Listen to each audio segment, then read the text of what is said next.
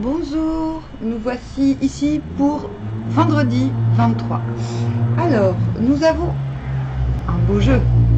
Et oui, oui, oh, j'ai encore oublié de fermer la fenêtre. Alors.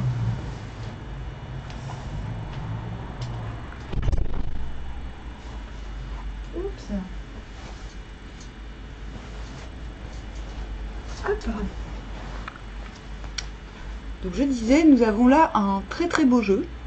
Nous avons en dos de deck ce valet de coupe à l'envers, mais bon,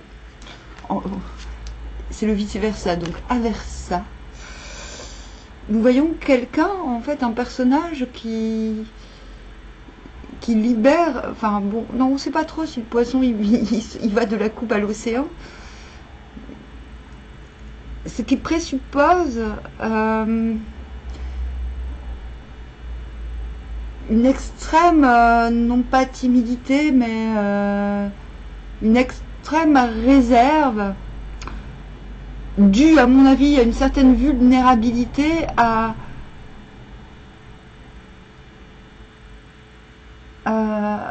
courir le monde. Un peu comme si ce personnage ne savait pas encore exactement que donner, à qui donner. Mais je pense que c'est à cause d'une certaine cette timidité est plutôt due à une vulnérabilité qui passera. Vous voyez? Donc le fait que ce soit en enjeu, que ce soit l'enjeu, est une certaine prévenance au fait de ne pas se déployer trop vite. En fait, c'est plus ça, ne pas se déployer trop vite est l'enjeu. Mais c'est un très beau jeu, vous verrez pourquoi. Parce qu'on a déjà, en commençant, la reine de bâton, qui, je vous parlais du prana, il me semble, hier.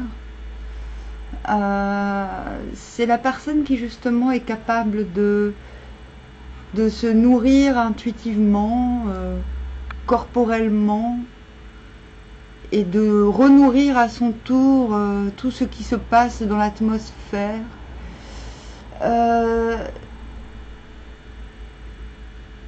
C'est plus énergétique que matériel, comme voilà, la reine de denier va plus agir sur le matériel, non pas qu'elle soit purement matérialiste, mais disons qu'elle sait concrétiser les choses.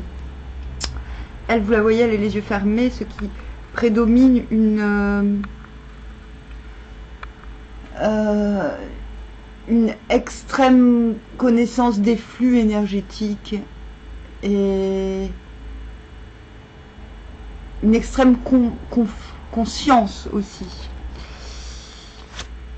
C'est la carte du magnétisme absolu, surtout. C'est le fait de savoir que ce que l'on donne fera effet, le fait de savoir que ce qu'on reçoit, les choses que l'on reçoit sont les bonnes choses. Il y a une sorte de contentement irradiant. Voilà. Mais comme vous le voyez, c'est une fausse passive, mais c'est une fausse active également. Régner, c'est être bien souvent exonéré du combat. Vous voyez, il y a un peu... J'ai envie de vous dire, puisqu'on a cette carte de vulnérabilité, et puisqu'on a cela ensuite, le 6 de bâton, qu'un certain combat est terminé. Voilà. Et le contentement, il ne s'agit pas du contentement du monde, c'est le contentement du combat terminé aussi. C'est le repos de la guerrière. Ici, une victoire, nous voyons une victoire. Nous voyons quelque chose une victoire, une reconnaissance. Mais cette carte demande de rendre à César ce qui est à César. C'est-à-dire de ne pas oublier de dispenser aussi bien les encouragements pour ce qui suivra, que de bien remercier ceux qui nous ont permis d'accéder à cette victoire. Nous avons ensuite le cavalier de coupe. Donc ces deux cartes se ressemblent beaucoup dans le fond. On a deux personnages qui tournent le dos qui tournent le dos à la terre en quelque sorte, qui regardent l'océan. Cette carte est la carte du questeur, du Graal, celui qui met en berne ses intuitions parce qu'il n'a pas encore choisi son chemin. Ce pourrait être la carte des nombreuses opportunités, mais je pense que ce n'est même pas ça. C'est beaucoup plus fort. Il ne s'agit pas d'opportunité, il s'agit d'une foi retrouvée qui nécessite, avant de se jeter dans le monde et de baisser d'ôter l'armure, qui nécessite justement de recueillir les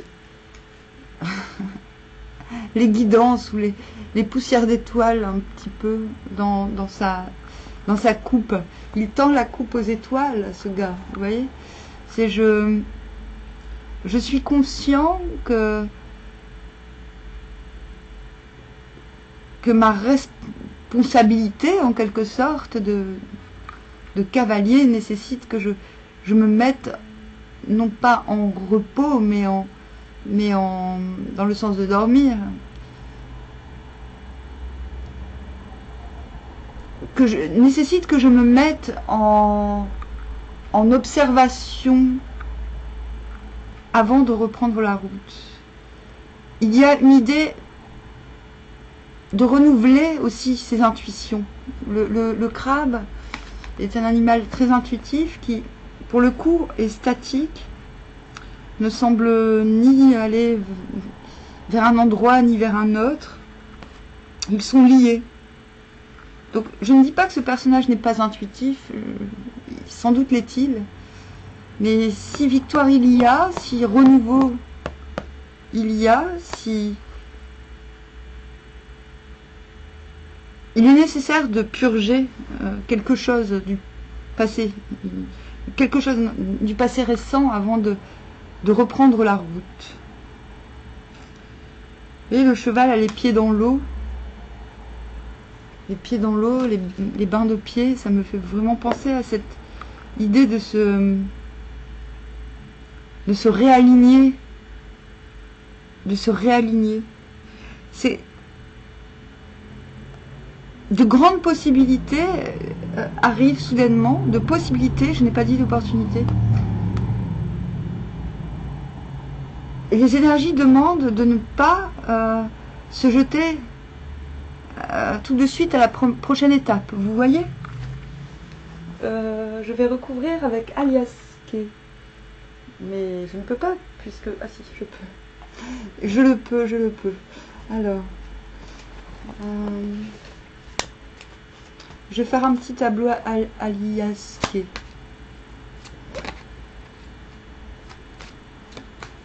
Ah, mais moi ça me parle un peu, j'ai eu mon code. J'ai eu mon code de la route. Et... Allez. Ah, mais j'en attends d'autres des victoires. Savoir et connaissance. Bon, on a savoir et connaissance. Ok, c'est très bien. Bon, je vais attendre de toutes les tirer. Gestation.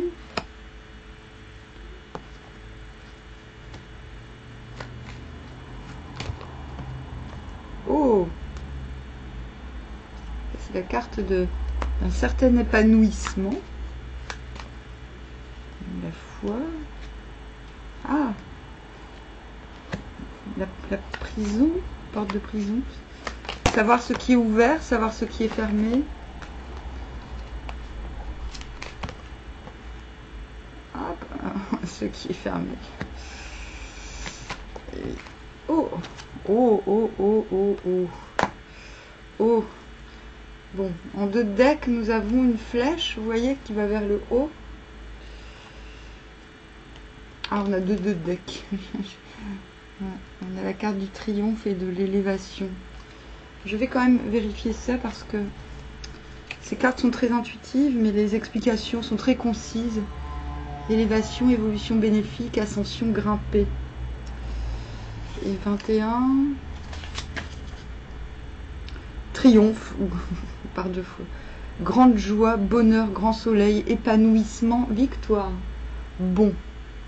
Je l'ai dit, les énergies sont très bonnes. Mais je regarde. Nous avons quand même la 51. Nous avons enfermement, prison, frustration, être prisonnier 2.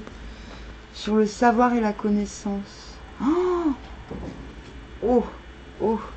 Ça me fait penser à ce que j'ai dit hier. Quand on...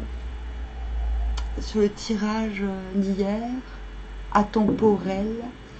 Un jour, j'expliquerai pourquoi je dis A et non pas un.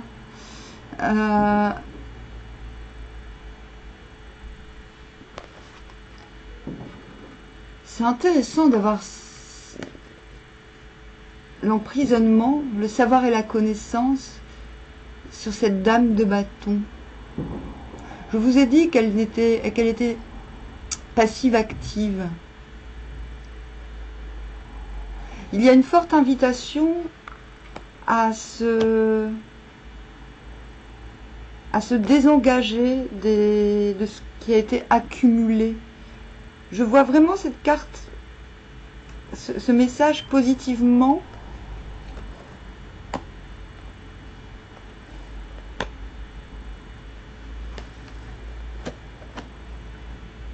Être prisonnier du savoir et de la connaissance. On vous demande là de lâcher prise sur ce qui est su, sur ce qui est connu. Reine de bâton, elle demande de se nourrir exclusivement de ce qui... du grand présent. D'accord ? Voilà. Je vais voir la 43. On a sur le questeur du Graal la protection divine et sacrée. Savoir et connaissance sur la gestation, donc sur quelque chose, protection divine, sur quelque chose que l'on nourrit en soi. Ce savoir et cette connaissance sur ce que l'on nourrit en soi va permettre de se désengager de ce que l'on... de ce qui nous emprisonne dans ce fardeau. Vous voyez, il faut se désengager d'un fardeau. Le savoir peut être un fardeau. Maintenant, cela peut être quelque chose de beaucoup plus, comment dire, personnel. Il y a des choses, peut-être des informations, des choses que l'on connaît, des éléments que l'on connaît qui nous emprisonnent. On demande de fermer les yeux sur cela. Ouais. D'accord ? Fermer les yeux sur ce que l'on mijote, sur ce qui est en gestation. Parce qu'on a cette protection divine. En fait, on demande là, pour le coup, de savourer la victoire.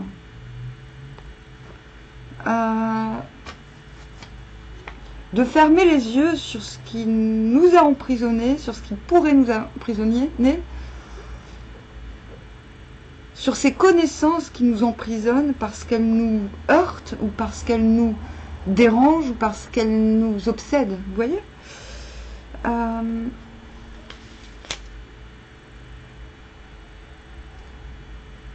Jour éclairé se dévoile en pleine lumière.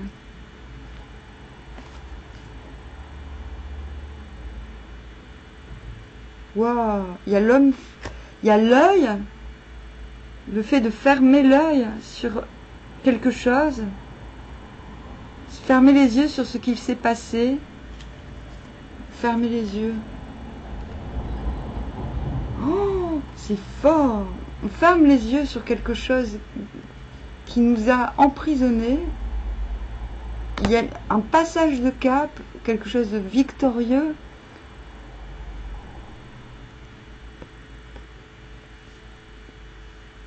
cette grande protection, ce grand éclairement, ce triomphe, en fait, tout cela touche quelque chose de très intime qui nous a... touche un fardeau personnel, en fait. C'est ça qui est fou, en fait. Comment on peut avoir une carte aussi lourde? Savoir, connaissance, prison, fermer les yeux.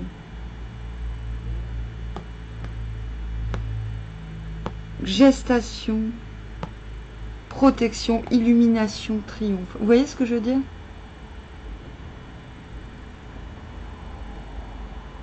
On a 3 cartes très symboliques, rattachées au... Tout ce qui unit, c'est la gestation. C'est-à-dire comme si on concevait de la lumière à partir de la merde. Pardon d'être aussi cash. Ce travail, il sera fait, ce travail d'être dans le grand présent et de fermer les yeux sur tout ce qui entrave la liberté du flux, tout ce qui entrave la libre circulation des flux, tout ce qui entrave le magnétisme personnel finalement, va permettre de développer un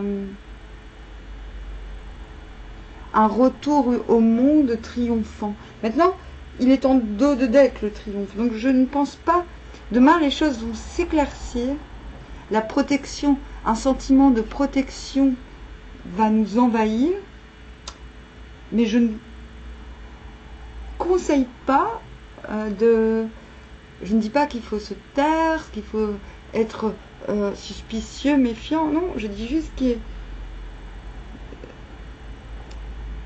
y a une forme de soudaineté dans le changement de données.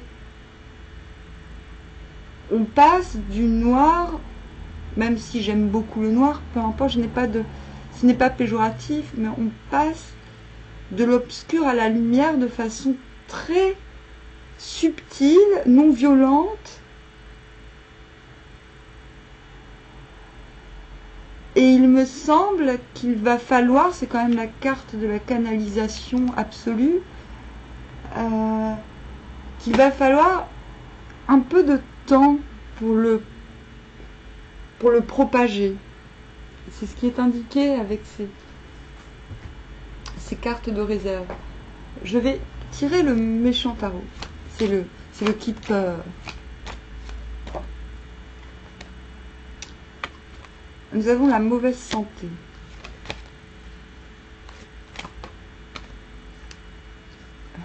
Le cadeau. The Lovers.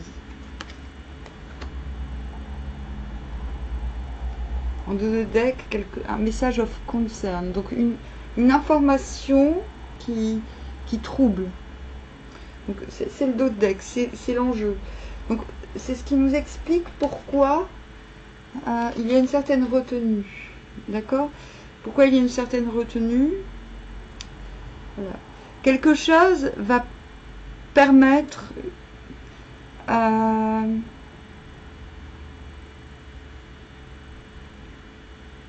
on passe d'un état de léthargie et quelque chose va nous permettre de quitter cet état de solitude. Voilà. Quelque chose va permettre de se réunir. Donc, The Lovers, ce n'est pas forcément que l'on va, si l'on est célibataire, trouver un compagnon, mais on aura l'assurance de pouvoir se réunir, de pouvoir se compléter. Il y avait comme... Voilà, il y a un don qui permet de passer d'un état de solitude et de sous-moi, on va dire, à un état de réunion, à un état d'épanouissement. Même si, voilà, je ne suis pas en train de dire vous n'allez fréquenter personne, mais c'est que ces cartes expliquent que cette foi retrouvée mérite tout de même quelques réglages internes avant de repartir en quête, vous voyez, en quête ou en conquête. Ben voilà. Mais voilà, je me suis un peu attardée. Voilà, je me suis un petit peu attardée parce que je voulais être sûre d'en avoir dit le maximum. Voilà. Donc il n'y a pas vraiment de conseils.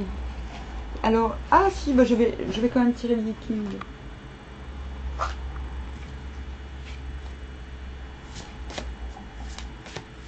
Hop.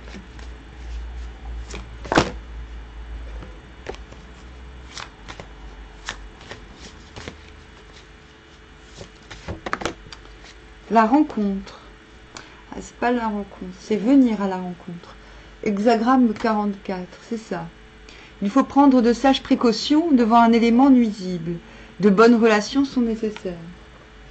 Et ça, je comprends. C'est-à-dire que ce nouvel état va nécessiter d'aller à la rencontre aussi bien de personnes nuisibles que de personnes bienveillantes. C'est-à-dire que ce nouvel état va vous amener à pactiser dans le sens diplomatique, vous comprenez, avec différents éléments. Et il faut garder en tête, lors de ces rencontres, lors de ces réunions,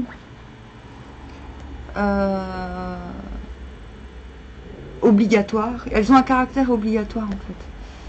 Ces réunions diplomatiques, dirons-nous, toute expansion ou tout nouveau tout avancement nécessite d'aller à la rencontre des gens, on est d'accord? On vous demande d'être sage, c'est-à-dire de rester bienveillant même avec ceux qui sont nuisibles, parce que de toute manière c'est votre rôle en tant que sage de véhiculer un certain exemple à ces personnes. On vous demande également de ne pas tomber dans la tentation d'éléments qui seraient trop familiers ou trop... non, de ne pas tomber dans la tentation de ceux qui soudainement,